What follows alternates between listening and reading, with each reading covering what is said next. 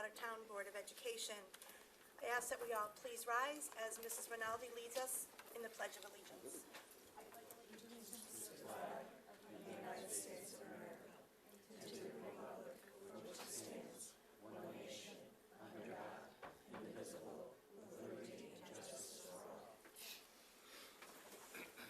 Thank you. Mrs. Davidson? Mr. Makowski? Here. Ms. Rinaldi? Here. Ms. Wilk? Mr. Lambert? Here. Ms. Crotty? Here. Mr. Vincenzi? Here. Ms. Rosa? Here. Mr. Gambardella? Here. Ms. Albino? Here. And Mr. Duca? Here. Thank you, Mrs. Davidson. Moving on to item D, minutes. Board members should have received in their Friday packet minutes from the Board of Education meeting that took place on January 23rd. Are there any questions, suggestions, or edits at this time? Okay, I'd ask for a motion. Yes, Madam Chair, I move that the board approve of the minutes from the January 23rd, 2017 meeting of the Board of Education as submitted. Thank you, Mr. Basenzi. Is there a second? I second. Thank you, Mrs. Rinaldi. Any discussion? All in favor? Aye. Opposed? Abstentions? Motion carries. Moving on to item E, our favorite part of this evening, awards and recognition. We love looking out and seeing all these young faces smiling back at us, some nervously, some not so much. I want you to know that you should all be very, very proud to be sitting in those seats this evening because it means that you did something really special. For those of you who aren't aware, we have 3rd and 4th graders from Polk Elementary School who have all dedicated their time to be on student council in their schools, and we are super proud of them for doing that. I'm going to call up, Dr. Cardamola is going to call up your name so that we can congratulate you and give you a very special recognition and a special piece of paper that you can have forever.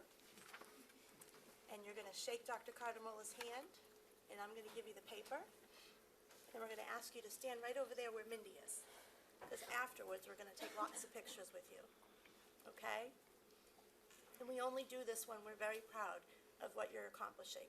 And being on student council is a lot of responsibility, and it shows good citizenship and leadership. And we on the Board of Education are extremely proud of all of you. So with that, I ask Dr. Cardamola to begin with grade 3. So, from grade 3, Austin DeLuca.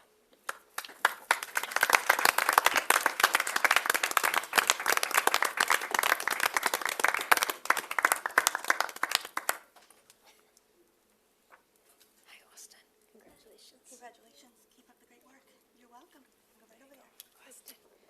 Sophia Barbagallo.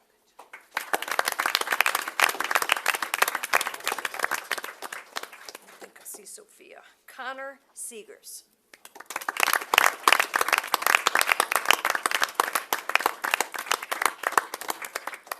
Congratulations, Connor. Great job. Gavin Lauer.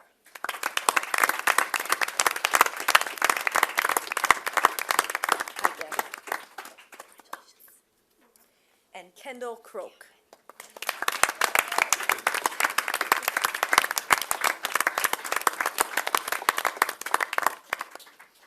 Hi, Kendall. Congratulations. Good work. From grade 4, Sebastian Creeder.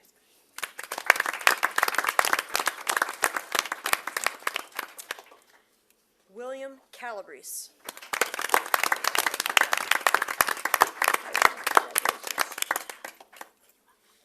And Mario Mucalari.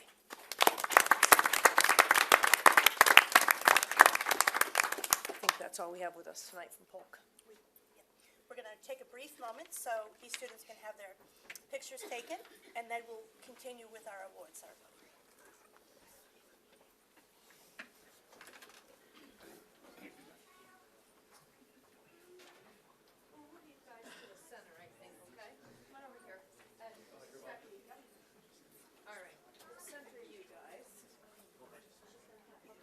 So, let's all turn our certificates the right way for mom, dad. So, there we go. All right. Parents, if you haven't been here before, we have a little system to get everybody the right picture. So, listen, who's the furthest left? Oh, okay, this is easy tonight. So we'll look straight first, guys, and then I'll say look right, and then we'll look right for everybody that's over there, okay? So first, let's look straight.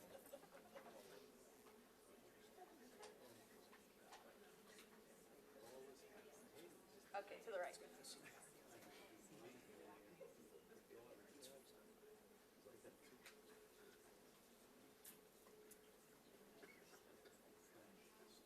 All right, did everybody get what they wanted? Yes. Wait, one more.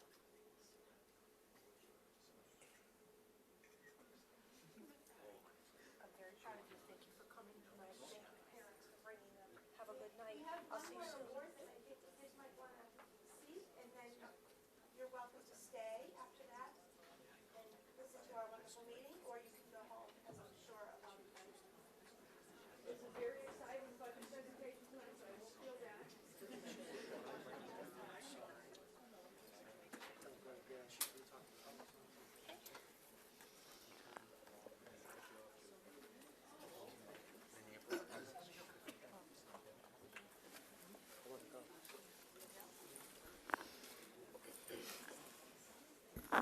Continuing with our award ceremony this evening, the Watertown Board of Education would like to congratulate Lance Bagley on becoming the Swift National Geographic Bee Swift School Champion.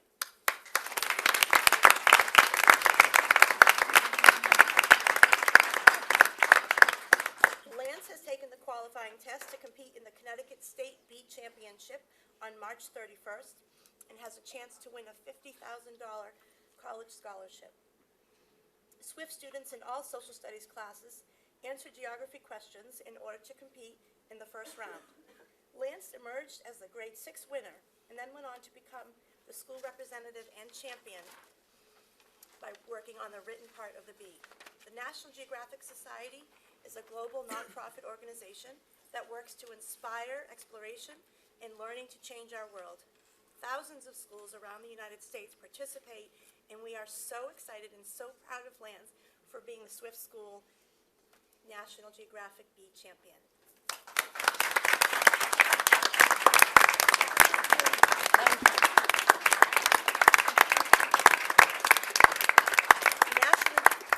National Geographic sent this medal for Lance, along with, straight from National Geographic, the first place national champion, National Geographic Bee Champion, and then obviously from your very own Board of Education, we have a special recognition certificate for you. We're super proud of you.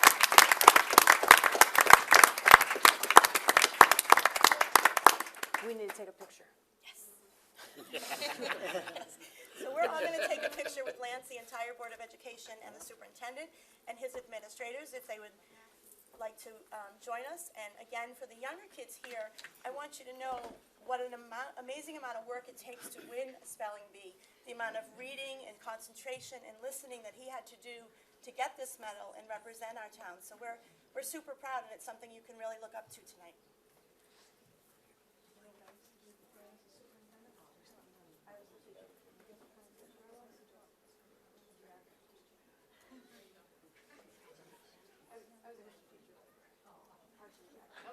So, here we go, ready? A little closer? Okay.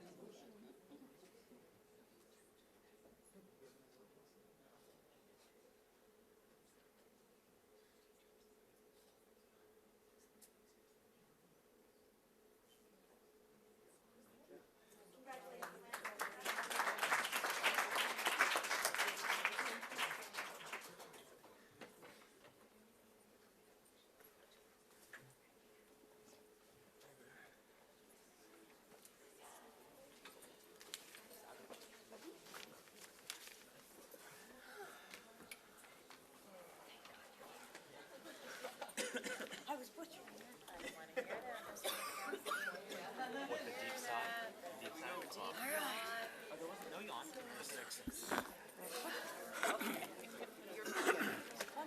I thought it was a yawn. Once I start that. Moving on in our agenda, F, report from Student Council Representative. Thank you. At John Trumbull, the second grade concert and art shows took place in the past week to a packed gymnasium. There's also a can collection going on in honor of Kayla Krenicki, the daughter of Mrs. Valley, who is battling leukemia.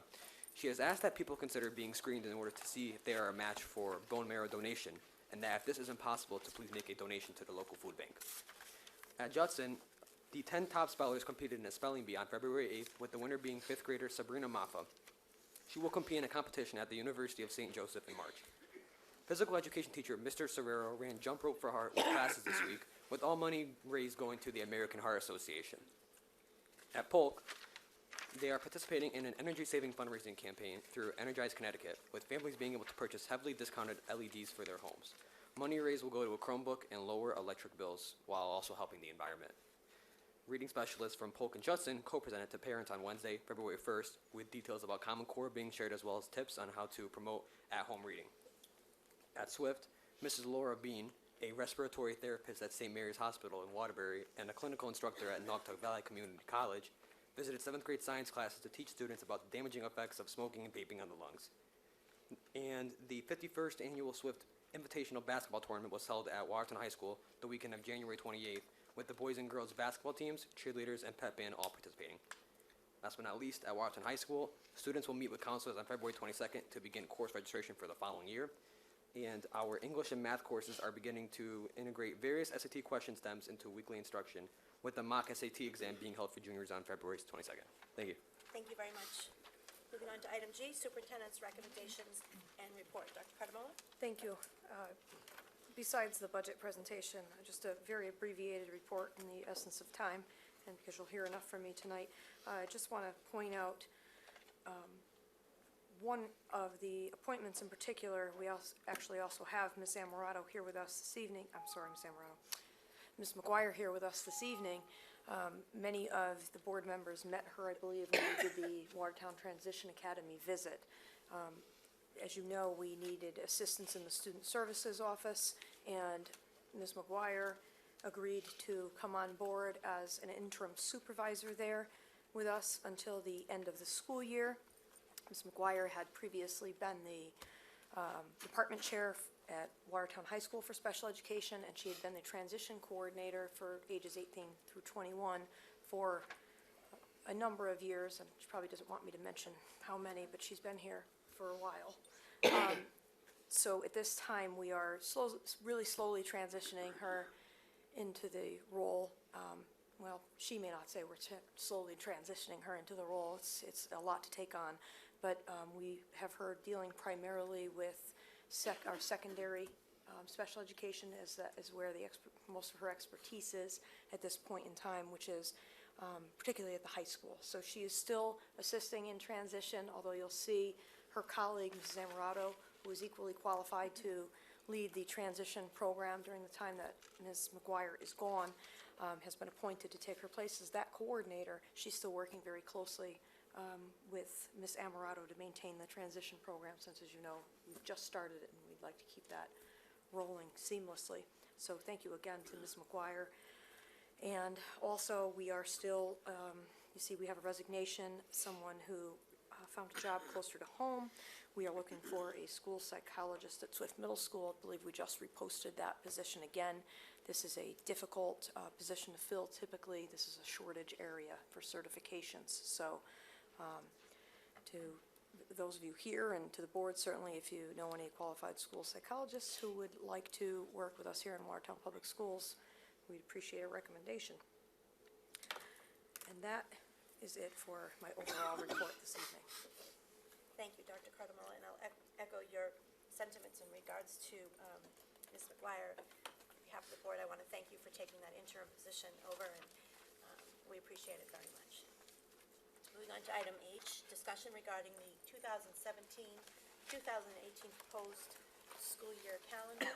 I believe all board members received the proposed calendar in their packet, and I will at this time turn it over for an explanation to Dr. Cardamola. Thank you. Just a few points.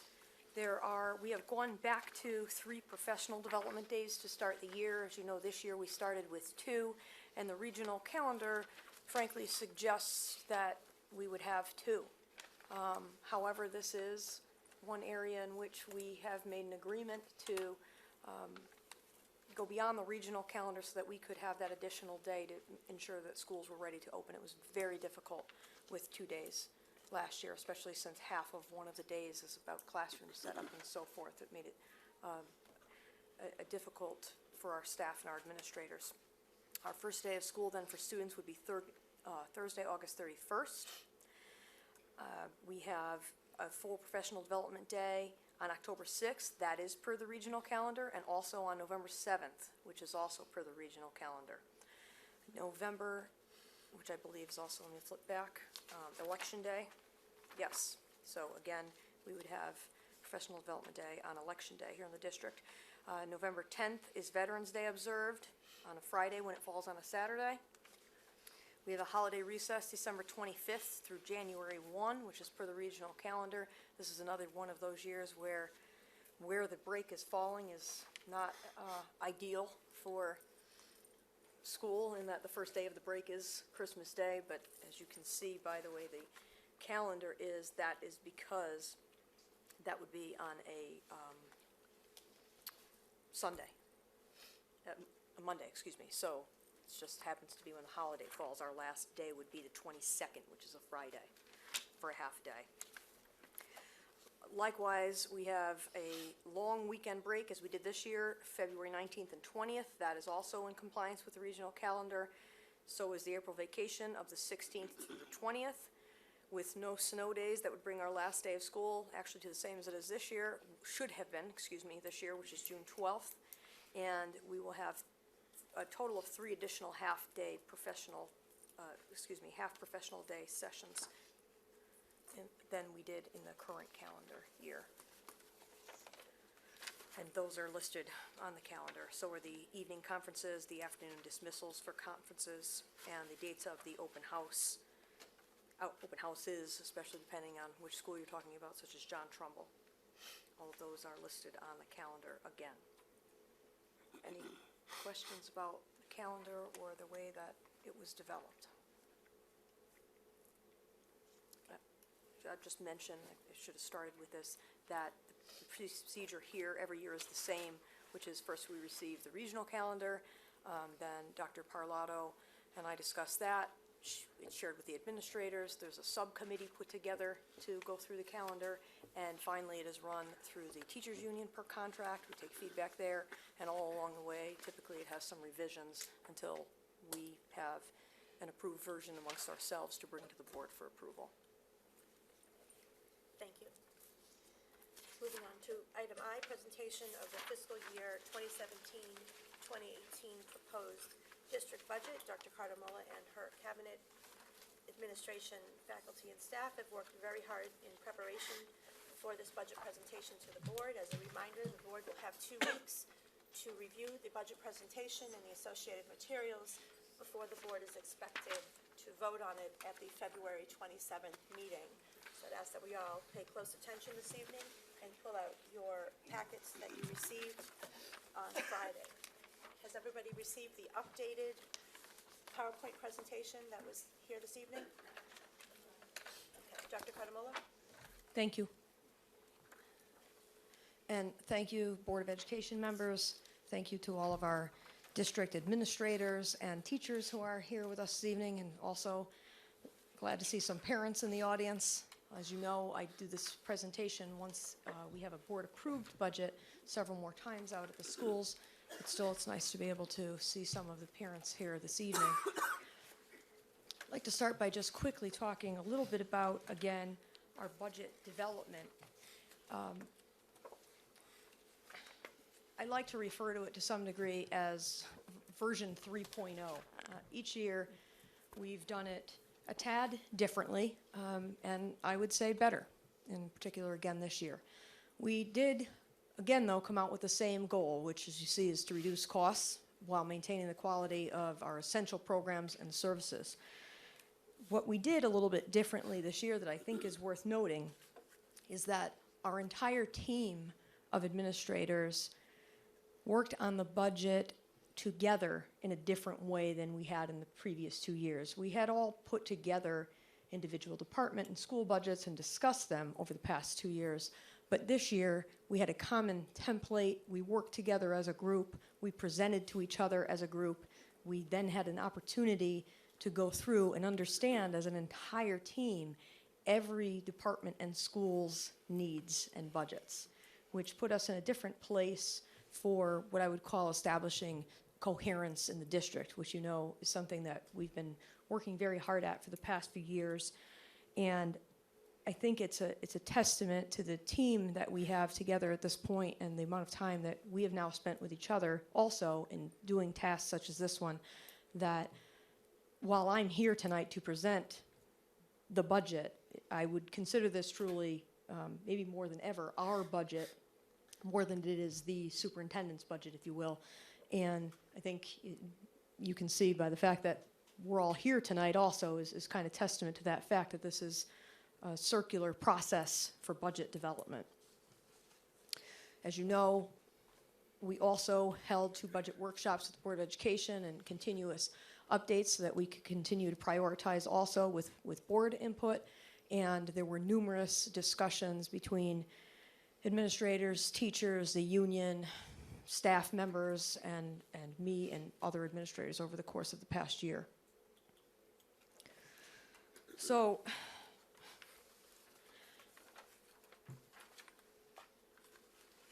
I don't think it's news that we employ zero-based budgeting strategies over the past 3 years. And in doing so, one of the first things that I have to look at is what may drive the costs in this budget.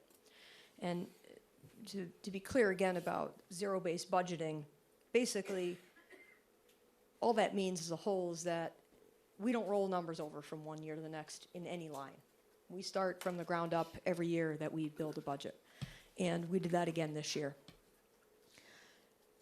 Unfortunately, as you can see, one of what I would refer to as our fixed costs, which is health insurance, because generally speaking, we don't have control over that. There is a process through the underwriters and so forth at Anthem where they determine what our premium will be for the following year. As the board knows, and my administrators know, in the current year that we are living in, we have had a number of unforeseen expenses between the town and the board in insurance, as is the case in some years where we have more what they refer to as catastrophic claims, which are very expensive medical claims. And so in the current fiscal year that we're living in, this has been an issue for the board and the town to deal with, and it is showing itself in the fact that our premium has been increased this much. This $886,297 is the increase to the premium. That is an 18% increase over the current health insurance. And that was actually reduced from what they originally gave us after a number of meetings between Mrs. Brown, myself, Mr. Nardelli, Mr. Scannell, representatives from Anthem, and both the board and the town trying to do a little bit more negotiating. The original increase actually started at 23%, which clearly was worse than this. But the important thing here, in terms of this budget, is that that number alone represents a 2.16% increase to the overall budget, with nothing else changed. Put that in addition to what you see, there are contractual obligations. In other words, our salary obligation increases of $436,724, and you can see where we are, as I like to say, coming out of the gate to some degree. Just quickly, I'd like to point out that that 1.06%, or the 436,000 increase, is actually pretty modest given what the overall increases could have been. This is our overall staff increase. And as we negotiated the contract for our teachers alone 2 years ago, we were aware that this was the year that the increases would be most significant in the way they impacted the budget. And so over the course of 2 years, we've had to strategize in hiring so that when people left, we constantly had our eye on the fact that if we weren't able to mitigate some of those salary increases by the time we got to the 17-18 budget year, we would have, not even knowing about the health insurance at that point, a budget driven largely by contractual increases. So to some degree, consider it almost a phantom number that you can't actually see the reduction of when you look at the line items. The teacher, at the time we negotiated the contract, as you know, the cost to the board in the year 17-18 for teacher raise and step was $532,775. That was just what we should have as an increase in the teachers' salaries this year. And so you see that number, we've significantly mitigated the overall impact of our salary increases for all staff. So, again, together, you put those two areas of somewhat fixed costs, and we are at a 3.22% budget increase. Clearly, I and the team knew that that was not a realistic number to pass this year, to ask of the taxpayers, particularly in the financial climate that we are currently in the town and the state.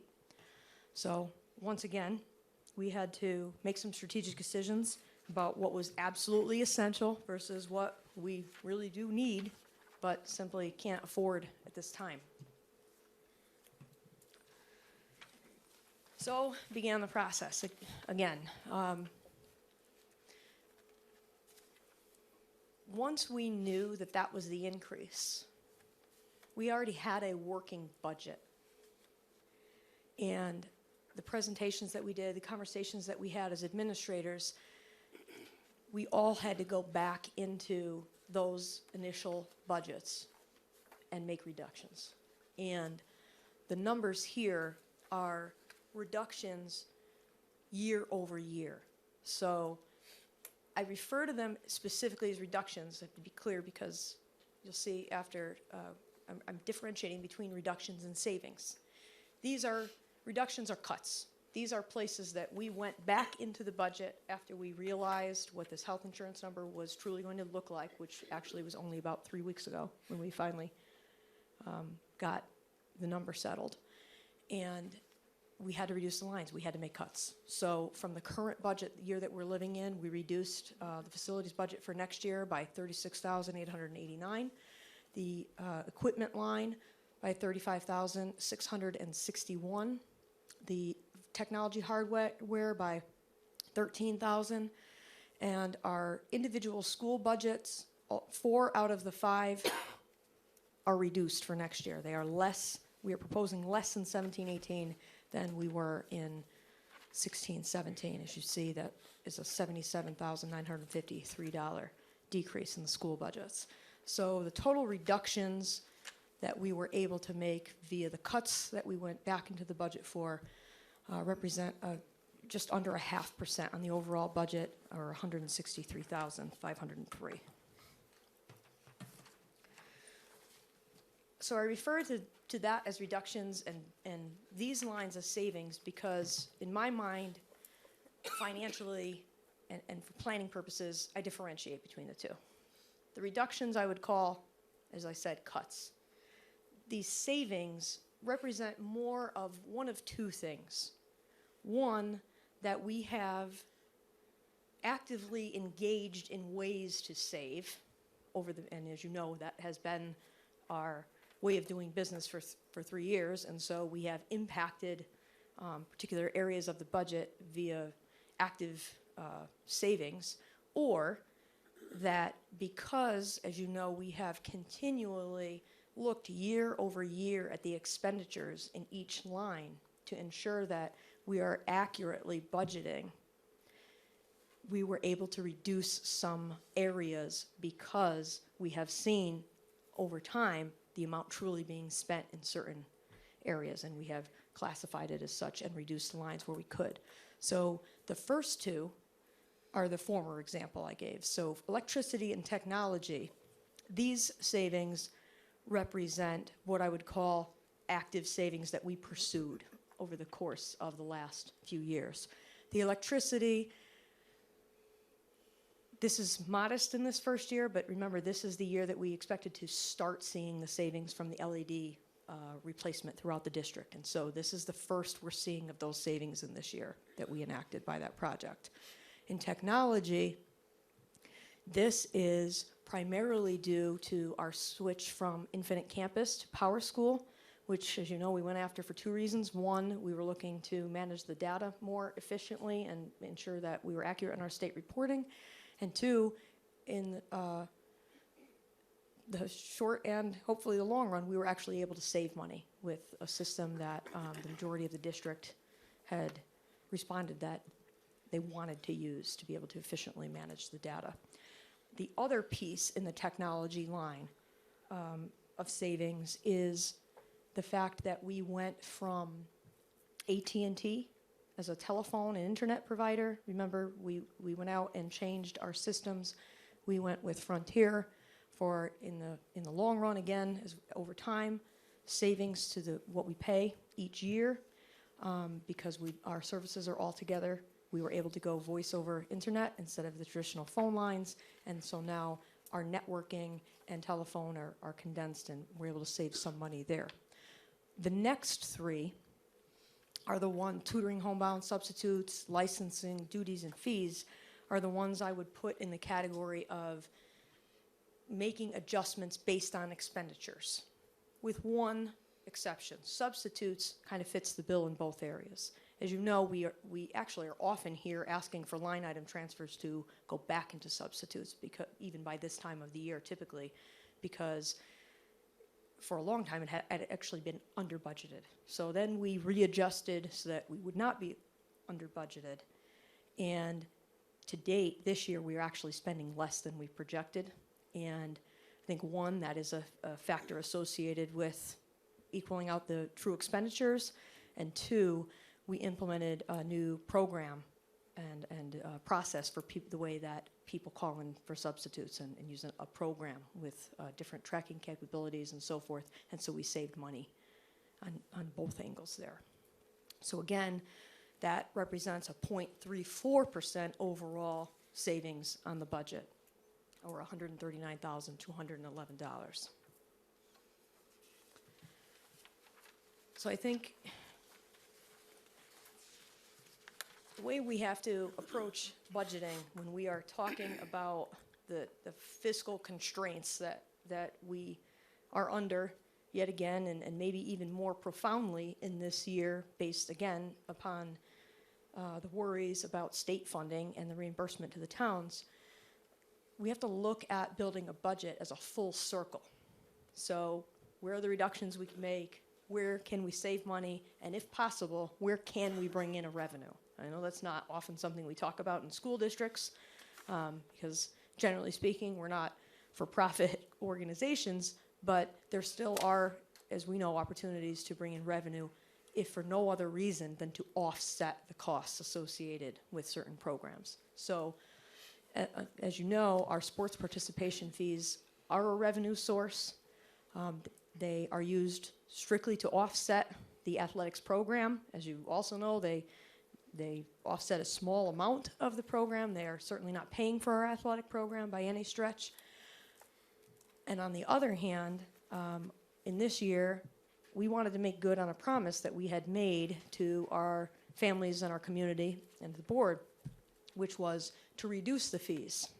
So as difficult as it is in a year like this, because we are looking at every possible reduction, on the other hand, we had made this promise that in this budget year, these fees would be reduced. So we did reduce them from $125 per student, $250 family cap, to $100 per student, $200 household maximum, and our projected revenue from that is about $87,000, which again is offsetting athletics cost. The other new piece that you know we enacted this year as a revenue opportunity was the advertising at the Watertown High School Mills Complex, the football field. And we have had some advertising taking place this year, even though we did not start this program, as you know, at the beginning of the school year. We started it sometime into the fall. So in the coming year, we expect that we'll be able to sell more advertising. We're being conservative with the projected revenue, because I'd rather be conservative with it than count on money that may not exist. And we will continue to sell those slots. We have 14 available. And the projected revenue, again, while modest at $12,000, is still $12,000 that we wouldn't have had else otherwise, and can, again, offset athletics costs. So you can see, to some degree, that almost balances out the reduction in fees. Because generally speaking, we had counted on about $100,000 in participation fees, which at 87, with the 12,000, we're almost making up for the reduction in athletics fees. The other good piece of this is that we were able to not only have it as a revenue opportunity, but to integrate the advertising into the Watertown High School marketing course curriculum. So our students there are involved in selling the advertising, in getting the businesses, and in the business planning associated with it now, which has started to work well, and we're looking forward to seeing what they do with it next year. This one, at the Watertown Transition Academy, I almost don't like to refer to, frankly, as a revenue opportunity, because that is a side line of why we do this Transition Academy. As we've stated before, transition services are required by law for 18 to 21-year-old students with special needs. We have run this program in town for years. We have run it out of the high school. The ideal program, however, runs from off-site because it is supposed to prepare these young adults to be gainfully employed. And so through the fantastic partnership that we have with Seaman Company, we were actually able to finally make that dream really a reality and to move that transition program from the high school here to Seaman Company. That said, it is now an exemplar program in the state. So in the year that we are in, as I believe the board knows, we have a student coming in from another district paying tuition, because again, all districts have to offer these programs. So for some of our surrounding districts, with a program such as ours that's getting these students the experience that they do, paying for them to come here to some degree often is less expensive than running a similar program completely on their own, maybe with less students than we have here. So note that I don't have a projection. I don't have a projected revenue here. That's not because I'm trying to have a lack of transparency. It's because I'm trying to be conservative. It's January. We have one student in it now, as I mentioned, who is paying tuition from another district. The district is paying tuition for the student, I should say. And that student will turn 21 and age out of the program. So we currently have two that we are aware of right now, potential students who are coming into the fall from other districts. But to use the proverbial saying, I don't want to count the chickens before they're hatched. That is not a given at this point. And what happens with that revenue is that it is not impacting really our general fund anyway. This is an offset to special education costs, which, as you know, have grown very much over the years, and we are getting less and less back in reimbursement funds from the state. So to some degree, this is a safety net for the special education costs if we are able to bring in these two tuition students, as we hope right now.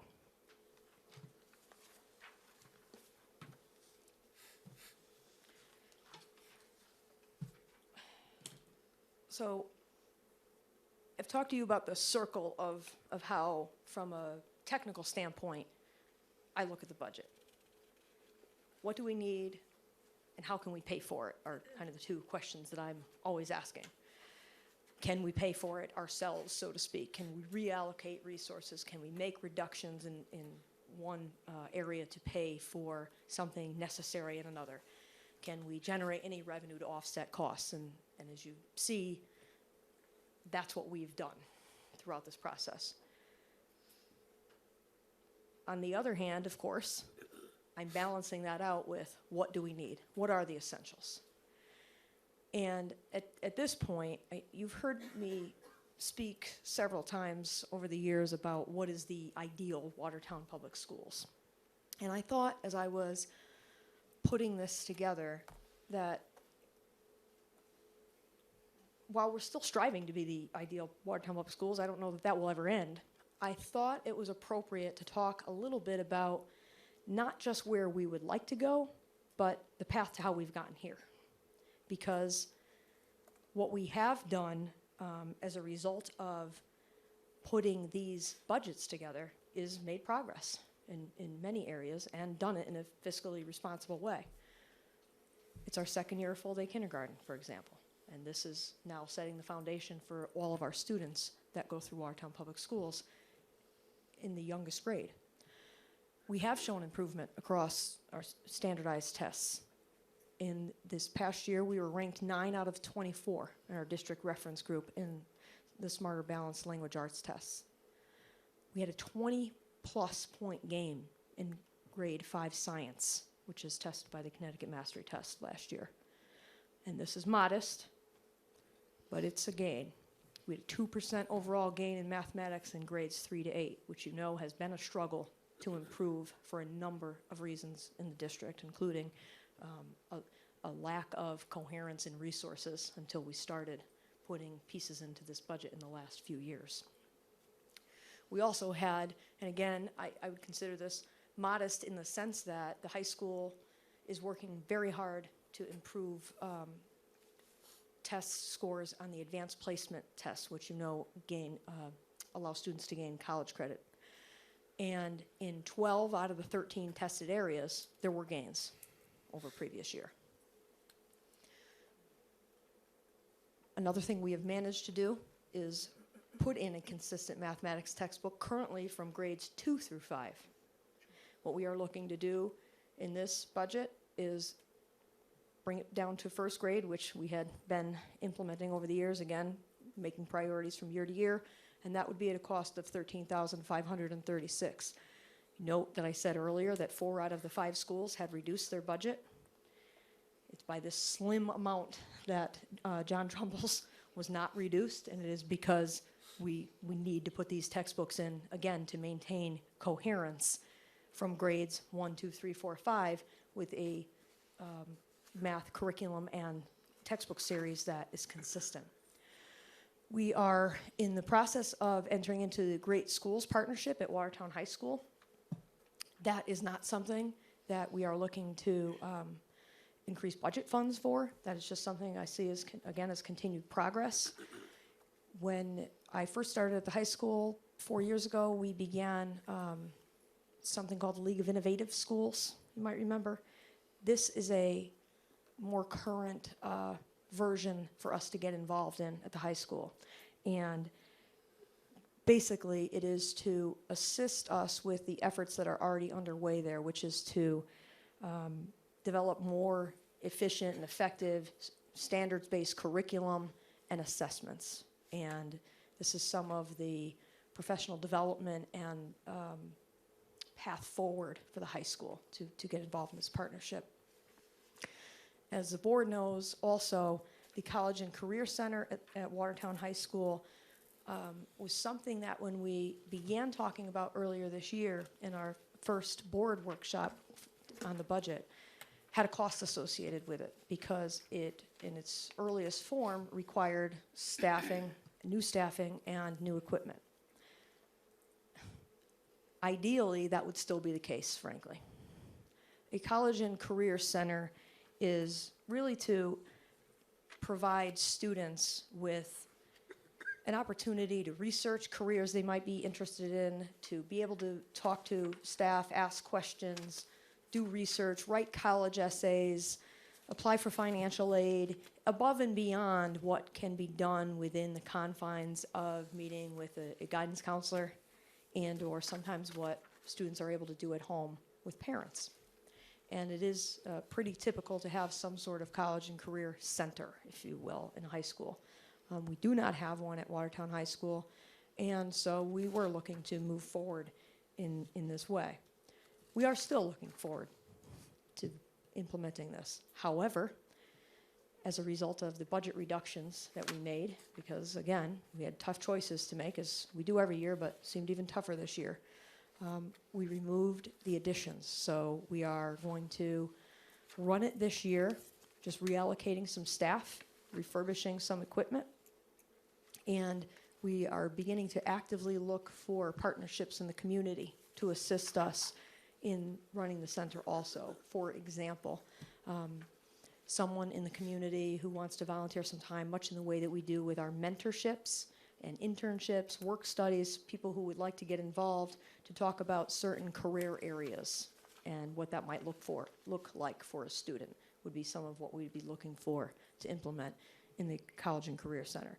We will run it this year without adding any money into the budget, and we will see where that takes us as we move forward.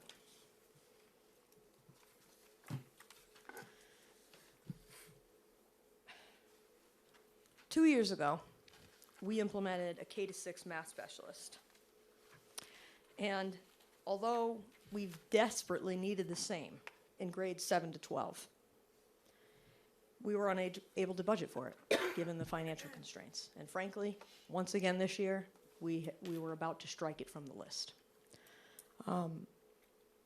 Until we went back through our grant funding again, and as you know, we have worked very hard over the past few years to ensure that everything that's on our federal grants, our Title I, our Title II, and IDEA, was an efficient use and appropriate use of those funds, which has required us to remove some of what had been paying from out of grant funding into the local budget, because some of what we had on the grant funds were not really an appropriate use of the funds in the long term.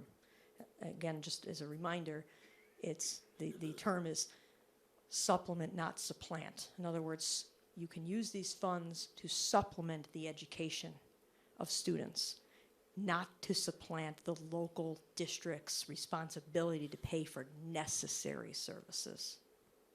So as we went through those grants and were able to reallocate those funds, this year, this is what we determined. We had freed up enough of those funds and reallocated the money and changed the way it was being utilized so that we can pay the salary for this very necessary math specialist to work in conjunction with the K-6 math specialist and help us do professional development for our teachers at the middle and the high school, help us to design materials, and again, to ensure coherence by working together with the K-6 specialists, the administrators, and the math staff throughout the district to have a continuum, what we often as educators refer to as vertical alignment of our curriculum and our instruction. And by doing this and finally being able to fund it, we will certainly have one more step, major step in that direction.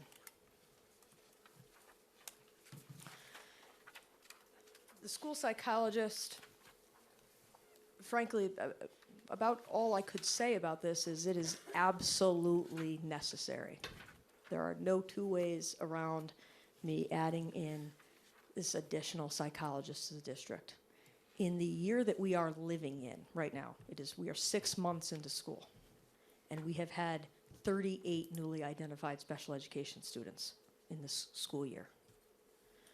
Along with that comes necessary counseling to meet mandated items in students' individual education plans, which are required for special education students, and also testing that is required of special education students that school psychologists do. This is an example of, number one, we do want to provide the best services we can for our students, and their mental health is always a priority, but also we are mandated by law to provide services to our students with disabilities. So if I do not add in this position, the only other option will be to contract services, which as it stands, I am, even in the year we are living in, am working hard to avoid. However, as you noticed and I mentioned earlier tonight, we just had a school psychologist resign for a job closer to home, and so I'm in the middle of a year down a person, and we already need another. So we are actively looking, as you know, to recruit someone for the current opening, and will then be looking for someone to fill this opening for the next school year. in facilities, these really these are just the highlights in the sense that, as I mentioned earlier, the overall budget has been decreased. With these items, the overall budget is still decreased from the current year. But as the board, I know, already knows, we have had a long list of facilities items that needed attention over the past few years. And basically, each year I keep coming back, and the items that were on the list have shifted in priority again. And we have hard choices to make again in this arena.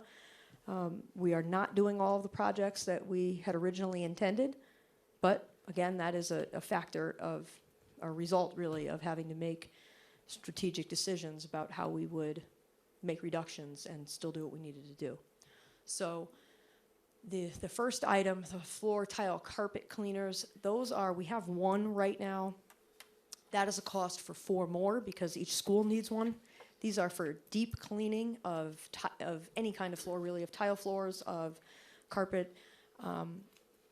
And what is good about them, besides that it's necessary to do the deep cleaning, is that they use less water than some machines, and also then often the services we might contract to come in and do some of those deep cleanings over the breaks, for example, of carpet. And when we use less water, and it also happens to use less chemicals, when we use less water, the floors last longer because we are not impacting the mastic, for example, underneath of the tile and the fibers in the carpet. So these cleaners, these floor cleaners, are multi-purpose. They're for deep cleaning. We have one, and it's really not possible to move it building to building efficiently. We have 3 zero-turn mowers in the district to do the 5 schools with, and one is, to say it's on its last leg might be an understatement. It is 16 years old and pretty close to not being able to be fixed much more, including the parts. So we need to replace one of the 3. That's what this is. The walk-behind auto scrubber, each building has one of those. That is the unit that cleans the floors on a daily basis. The hallways, the gymnasiums, the cafeterias. This is the floor cleaner that cleans those. The one at John Trumbull has been there since it opened. It is, again, about 16 years old.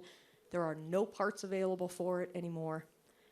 There's nothing to be done with it but to replace it, to be able to continue to clean the floors at John Trumbull. As you know, we have already worked at replacements for our oldest vehicles. We entered into a lease agreement with the consortium in the state of Connecticut to reduce the cost, and we have done that for 3 vehicles already. There are 2 left. Both desperately need to be replaced. This is another area, however, where we had to say, okay, 1 this year and hopefully 1 next year. So this year we are looking to replace the 2005 pickup with plow. That would be a total cost for the year of $8,500. As you know, those leases work with a 4-year lease, and at the end of the 4 years, for $1, you buy the vehicle outright. I think it goes without saying that having a pickup with a plow that works is absolutely essential. And I think it's also worth noting that the older these vehicles get and the more care that they require and the more repairs that they require, they're costing us more money in some cases than it would to just replace them, especially when we have to worry about downtime during a storm, for example. The 2-way radio improvements, that is a large amount. Again, the facilities budget is still reduced. This is doing the same with less. This has been on the agenda for some years now. One of the issues that we have is that we're using 2-way radios throughout the district now, which we use in daily purposes, recess, people coming in and out of buildings and so forth. They're also used for other safety reasons. For example, students with medical needs who may have an emergency at any given moment due to a particular medical condition. The aides that work with them and or staff, depending on the student, often carry these also. We have dead spots, particularly at the high school. And from back from the time that I was actually here at the high school, and we first put the radios in as a school to replace the Nextels, we started having issues right away. There are just certain areas of the building the reception is not as good, and if you've been here and trying to use cell phones, you get an idea also for sometimes it's pretty much the same impact with the radios. We need to replace some of them. They're very expensive. The digital versions are the newer versions, and we are looking to put in a repeater, which will also help the signal to be greater. So that was also a recommendation through our security meetings, because the better radios that we have police and fire frequencies on them. Those are the digital radios. And so in cases of emergency, the police are able to tune in to the people working in the buildings with those radios, and they can hear the transmission back and forth. The scoreboard replacement. I can imagine that someone might say, in a budget year like this is when you would choose to replace the scoreboard. You know, this is something that made it to the list of items absolutely essential. How could that be? Well, it has been on the list and has been taken off many times already. The scoreboard at the Mills Complex was not replaced when the building was redone. It has been there since 1994. And it is connected via wire through the woods and the tree line that often has issues and goes down, has to be repaired. And the problem with that is, number one, we have a big, beautiful complex. We should have a working scoreboard, again, just because we should maintain our facilities properly. But number two, from a CIAC perspective, from an athletics perspective, we are required to have a working scoreboard. And as you know, we have a lot of athletic events here. And when there is an issue, it can be a costly issue to get someone to fix last minute when the wire goes down, for example, and something needs to be replaced. So we put it in again this year. And then when we got the increase for health insurance, we took it back off. And then Mr. Jones and I spoke about it again. We looked closely at the activities line at the high school. Now, generally speaking, all of the schools have a student activities budget line item. It is outside of our school funding. It is outside of our general fund. It does not come into us or impact our budget. Those student activities funds have numerous lines underneath them. So there's some general lines, and then there are specific lines that are within student activities. So for example, the Booster Club for football has their own line item under student activities. The Cheerleading Booster Club has their own line. Some of the PTO organizations have their own lines in each one of the schools under student activities. The overarching line at the high school for student activities that is not designated to a specific sport or activity, it is simply the student activities line, is where, and we've talked about this in previous budget seasons, where the gate receipts are deposited. It is where any revenue that's generated from the Coca-Cola machines that are in the schools, only in the teachers' rooms, because of course we can't sell that to students for healthy food reasons. But whatever money comes from there gets deposited automatically in this account. So this account, the money in this account has built up at the high school. And the catch to the money is that it can only be used for student-based athletics or activities. The scoreboard qualifies as something that is to benefit students, obviously athletics and activities. So once we determined that we were able to utilize that money to buy the scoreboard and that we had enough in the account, we agreed that it would be a proper use and a good use of the money. This is, the scoreboard will be replaced with an LED version that's wireless, which is obviously a current version. Again, technology, the overall budget has been reduced by 8.5%. As a necessity to make some reductions, as much as we've been trying to increase our technology. We are trying to reduce it in a way that has the least amount of impact on students day to day. So we did reduce it for some hardware, but on the flip side, we again tried to make use of grant dollars. So for example, we need hardware and software that would update the Wi-Fi, which is a necessary piece of education, certainly in our district and elsewhere, and that would cost us $26,000. We're able to get the E-rate grant to pay for half of that, so it's a net cost to us of $13,000. We are looking also to put new switches in for backup technology or emergency technology plan. And in layman's terms, Jeff's looking at me wondering if I'm gonna get the switch definition correct. In layman's terms, switches are necessary to send and receive data over a network. Any data that is sent in or out in a network, from the phones, which we now have, again, voice over IP, so they're on the network, from computers, from printers, anything that uses a network has a switch. And an individual area, so for example, the library here at the high school, if I remember right, has 7. The library alone has 7 switches, for example, here at the high school. If a switch is faulty and stops working, and it happens fairly often that we are replacing switches, it takes down whatever pieces of the network were connected to it. So for example, if one piece of the phone network is connected to one of the switches, the phone network is down while they replace the switch. The switches are warrantied for life.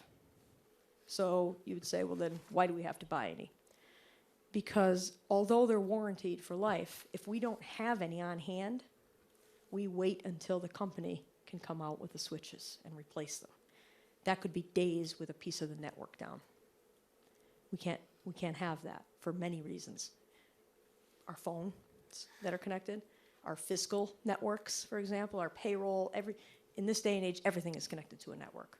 And so when we refer to it as emergency technology plan, there's a reason there also. This is one of the ways that we ensure that our network is always up and running, that we have these on hand.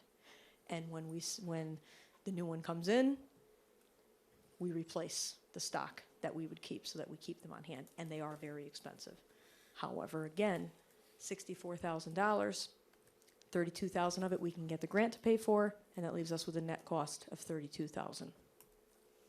Did I explain the switches well enough, Mr. Turner? The only thing I'd add is it also involves a controller, which will allow us to do more, gather more information about where we need more access points, things that we have to pay now for third-party computers.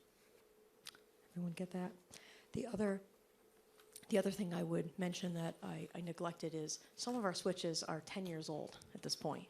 The ones at Swift are, for example, many of them are 10 years old. So again, they go down fairly routinely. And the last point I'll make about this is that, as you know, we have an audit every year. We do not have a complete report from the audit at this point. The board and the town has one done together. But we have some recommendations that we are aware of already. And typically, they do audit your technology infrastructure. And one of the things that was suggested to us was this exactly, so that there's an emergency plan to maintain our networks. That is something we are expecting to see as one piece of the audit report related to technology. So we're trying to be proactive in addressing what we know will come out, as well as help us. Mr. Mikowski, One quick question, point of clarification. So is this replacing all of the switches in the district? no, this is the cost for 25 switches. And how many are in the district? Ballpark. We have about 30 closets, anywhere from 4 to 7 switches per, so you're looking at over about 100. This is what we're going to start with, Rob, is starting at the high school with the controller, which will deal with the whole district. It'll be a one-time cost. And that will allow me to start putting switches in at the high school. We'll take the newer switches that are in the high school being replace the older versions at the middle school, and just do a trickle down as we go through. So we have a couple layers of this. Thank you. Thank you, Mr. Turner. the World Language Lab. This is another example of, it's been on the budget several times, it's been taken off several times, and we are at a point where we can't take it off anymore. The World Language Lab is an essential piece of the World Language Department at the high school. So the World Language Lab, for those of you who may not know, is the place that students implement the part of the curriculum that is listening and speaking. So they put headphones on, they're on a computer with software, and they speak into microphone, it's picked up, the teachers can listen to them, they can listen to native speakers, respond in native tongue, so forth. Right now, the software has been updated many times over the years. The current computers don't support the newest software anymore. So, as you know, we have worked hard to refurbish and reuse machines and to upgrade machines where Mr. Turner and the IT department has been able to do this. We're not able to do that with this lab. The computers need to be replaced, and that's why it's $25,000. And without replacing them, we will not be able to continue to run the software. The current computers cannot run the newest software for the World Language Lab, as it will be coming out with updates. Right now, it's slow, and there's some difficulty even running it. We're doing it, but it's not working the way that it should, even at this point. So again, circling back to where we started, I think, we've been able to talk about what we can accomplish in this budget in terms of trying to maintain the progress that we're making while offsetting costs, reducing costs, looking for sources of revenue, and maintaining our grant funding and actively seeking grants. It has been a painstaking process, frankly, to be able to try to do all of those things at once and maintain the fact that we were starting with a number that we couldn't control at 2.16 for health insurance. In the end, however, after doing all of the reductions, the savings, so forth, we have a 2.4% overall increase, which means, as you can see, that our budget as a district is a little bit less than 0.25% of an increase, with all contractual obligations, with fixed costs, and with really just maintaining where we are at the current time. Once again, would I like to come and be able to present something even lower than this? Of course I would. That's the goal every year. But I think, as I feel I tried to make clear, this year it was nearly an impossibility from health insurance alone. We did the absolute best we could as a team to mitigate the costs of health insurance and some of the other increases by reducing funds wherever we could and again, looking to grant dollars.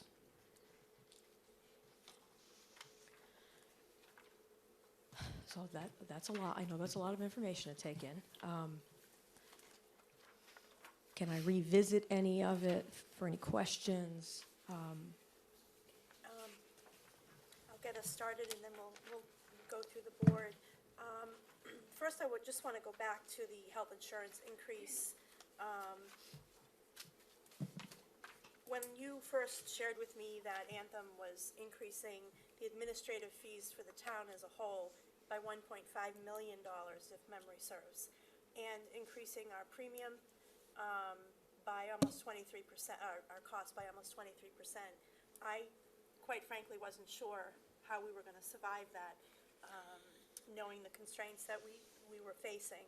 And I can't stress enough how much it means that together with Ms. Brown, you worked with the town and the town manager, Bob Scannell, and Frank Nardelli, the financial director, to go back to Anthem and work really hard and put all of this aside and focus on getting that cost down. You know, that's not something that we're normally that close to, and getting it to, I never thought you'd come back with the 18% on that, and that in itself was huge, because I know that Anthem, you know, does not need to worry. And to get them down to 18% was a big deal, so I thank you for that. I'm really thrilled with the way you're passing on the savings that you found with the advertising and passing that on to the families in terms of the sports fees, as opposed to taking a budget reduction. You're immediately taking that and passing it on to the families, as we've all promised, and it's good to see that happening. I'm going to save some of my questions in case some of the board members have them, and we'll start on this end. Does anybody have any questions for Dr. Cardamola? Jim? Does this, are we gonna see the HSA, plan start to have more of an effect as we go on in time with the, or have we reached the point where it's kind of leveled off? So, Does that make sense? yes, it makes sense. And I wondered the same, to be honest with you, because we have talked so much about the strategies that we have employed through contract negotiations, even from before my time as superintendent. It was the board that actually began the negotiations to move some of the unions to HSA, because we were advised that it would save money in the long run. And then this year, as this premium came, I had to say the same thing to myself that you're saying, you know, how could this be? And somewhere along the way of the budget process in the past couple of weeks, actually, we answered the question for ourselves. I didn't include it as information, but thank you for asking. If we had not switched to the HSA, and we're able to do this number because we know what a PPO costs. We do still have some employees that use not the HSA version. Very few, but there are a few who use a standard, you know, what we call a PPO health insurance plan. And I talked to Mrs. Brown, and I asked her to do some math for me so I could figure out whether or not this really saved any money right now. And so she, thank you, Mrs. Brown, I can say that publicly because I know how much work this was when I asked, you know, sometimes what seems like a, hey, let's just figure this out question takes 3 days for her to put together a spreadsheet. For something I thought, you know, we snapped fingers and had. She had to go through our entire, you know, just about 485 employees, find the ones who had insurance and replace the costs associated with them, because we do have an itemized cost from the HSA to the other insurance plan. And in doing that, what we determined was, in addition to this increase, if everyone here, if there was no HSA, and everyone that's on the insurance right now was on the insurance, it would be an additional $1.8 million in the health insurance premium line. So I think we can still say that the HSAs have saved us money, because if we had to put another $1.8 million into that line this year, and a 1% budget increase is approximately $410,000. That'd be another 4.5%? Another 4.5%, doing the math in my head, another 4.5% increase on the budget, and we'd be standing here with a 6.7%. So there's nowhere else to go at this point? Have we all reached that point where I it think can't get any better? I think to some degree we have reached the point of saturation, because we have negotiated the HSA into all of the contracts at this point. What will it look like down the road? Will it continue to save us money? I think that remains to be seen, and I think that's something that we have to keep an eye on as a district and a board. Thank you. Thank you. Cheryl? When can we recontract for the health insurance? I know it's in the contracts right now. I forget how many years it is down the road. Just to be clear, I understand your question, Ms. Albino. Do you mean when might we be able to use a different provider, if not Yes. Anthem? Yes. The way our contracts were negotiated, actually, we could use a different provider. That's one of the fail-safes in the contract. We provide health insurance. We're not limited to who provides it. The problem is, and I'm sure you'll be hearing the same from the town when we hear more budget presentations on the other side, it's February, and the budgets have to be put together now. And so even though the town, to Bob and Frank's credit, I didn't want to steal any thunder here, but I know they have been out there trying to solicit other possibilities to provide insurance coverage, but it's not something that's going to help us as we put together this budget, because it's an impossibility to put something out to bid and have a new insurance plan in place while this happens. So instead, what have they done and we have done with them? They have certainly done more of this even than us directly with the Anthem, is to just try to negotiate the rates to be a little bit better in this year. And some of that is what we call the stop loss too, so that we have, because again, we're self-insured, so there is the Anthem premium, and then there is the premium, if you will, to ourselves into the account, so that when we do have claims that go above and beyond, there is still money there so that we don't find ourselves short, which is incredibly difficult in a year such as the one we're living in. Any other questions? Mr. Lambert? Yes, Dr. Carnamola, regarding the secondary mathematics specialist, Yes. you used the phrase all night, whether you know it or not. Uh-oh. Absolutely essential, and I think that pretty much wraps up this priority. When we have this specialist teaches the teachers and gives these youngsters a greater opportunity to, like mathematics almost, understand it anyways. And, it's like the gift that keeps on giving through the years. I mean, when these students come into high school and start having to understand the higher levels of mathematics, I think it's a good leg up, and it's absolutely great priority you established in the budget. And I don't see too many glassy eyes out here, which is a testament to this document that you guys made up. And Put my glasses back. I think it answered a lot of questions that we had going through the longer line item budget, but I think it's an improvement every year, and this year especially is greater understanding for at least me as a board member to the budget. So thank you very much for that. Thank you, and if I may, just to clarify, because I don't think I said it tonight, this person is a teacher. This math specialist is a teacher. This is not an administrative position. The one we already put in is not an administrative position, and this one will not be either, which we believe is essential to having someone who can work side by side with the teachers and not have it be as much about evaluation, because the person's an administrator, as it is about getting better with our curriculum and our instruction and our assessment. Our administrators will still do the evaluations. This person will be able to be in the trenches, so to speak, and be better accepted by our teaching staff because they're a subject area content expert. I will say up front, though, too, just like I said last time, this is not an easy position to fill. It is not easy to find math teachers, period. To find someone who we can rely on to do this is going to take some serious recruiting.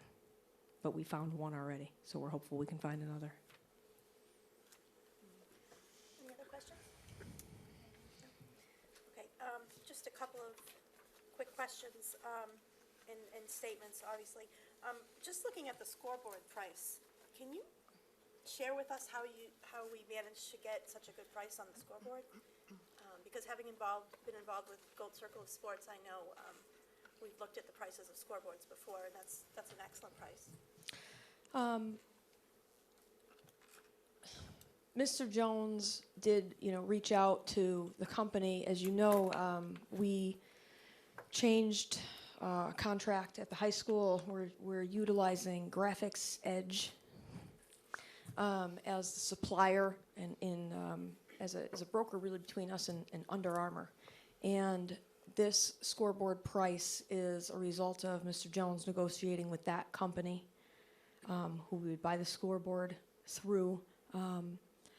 And while we don't get any other discount from it, if you will, by the fact that we're doing it through that company, we did in the price that he was given to begin with. And secondary to that, as he explained when he did the presentation about our partnership with Graphics Edge, we get what they refer to as rewards points for the dollar spent. You know, it's almost like having the Stop and Shop card, except it's Graphics Edge and it's mostly Under Armour gear. So for the money that we will spend on the scoreboard, we will get those reward points, which help us to buy additional items for our athletes, clothing, uniforms, and so forth, that we can get for free as a result of the money that was spent.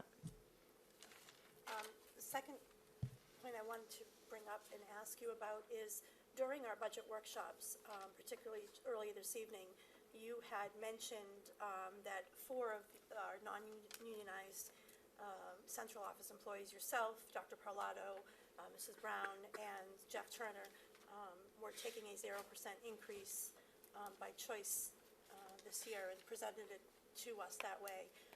Curious as to why that's not in your budget presentation, and I wanted to just briefly share with you how much, I'm not sure how all the board members feel about that. It's certainly not something that we would want to do under normal circumstances, and it says a lot about who you are and who your team is, and I'd like you to just talk a little bit about that and maybe why it's not in the presentation. Well, maybe it makes it real if no one. I didn't put it in the presentation, frankly, because I wasn't looking to draw attention to it. We're not looking to be the martyrs for the cause, if you will, and have it be about us, because it's about the budget and making the budget work and doing what's best for the students, and some hard choices that had to be made. That said, you know that I and the other administrators negotiate salaries each year, and so the district is not under any financial constraint to pay us any given amount in the next year more than it did in the previous year. So, as you know, Mrs. Crotty, because you and I spoke about this, I first decided that I thought it would be appropriate for me to notify the board that I not only wouldn't ask for, I didn't want to accept a salary increase in the 17-18 year, because these are tough times that we are trying to make a budget work in. And when I let my cabinet members know that I had done that, everyone else was on board also, because we are the 4 people who don't have, again, contracts that require anything except a discussion of wages from year to year. So I would applaud Dr. Parlato, Mrs. Brown, Mr. Turner for getting on my bandwagon, if you will, to agree to that, because it required me having those conversations back and forth with them about what that would really mean and so forth ahead of time. And we have done that. And, really, if you look at it in the grand scheme of things, is it saving the district a ton of money? No, there's 4 of us. So our increases don't necessarily add up to a significant amount of money. But as you could see, we were looking in every line possible for a reduction, and this was just one more way to do that. Thank you. I appreciate you talking about it. I know you're probably mad at me for bringing it up, but I guess I can't change my mind now. I can take it.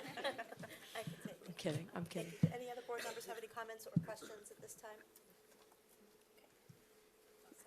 Thank you. And again, we will, we'll reconvene 2 weeks from now. We'll go through again. I know this is a lot of information to take in one night, as much as we've all worked on it together already, to go through again, to go through the line item, and we'll go through just the overview of the line item again in 2 weeks and have further discussions. So if you have additional questions or concerns, we still have some time to have the final discussion. And again, thank you very much. Thank you again to our administrators, our teachers, and parents who have come tonight. I appreciate your support throughout the entire process. Thank you, Dr. Cardamola. We're moving on to item J in our agenda, our first round of public participation. Do any members of the public wish to address the board this evening?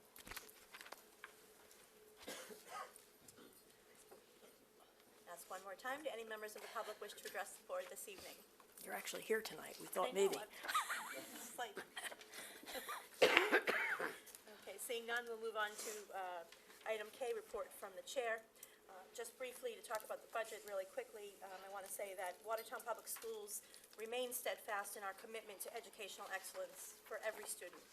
While our 17-18 finances are characterized by an unprecedented increase in insurance costs, it's incumbent upon this Board of Ed to continue to reduce costs while maintaining and improving on the quality of programs and services that we offer to our students.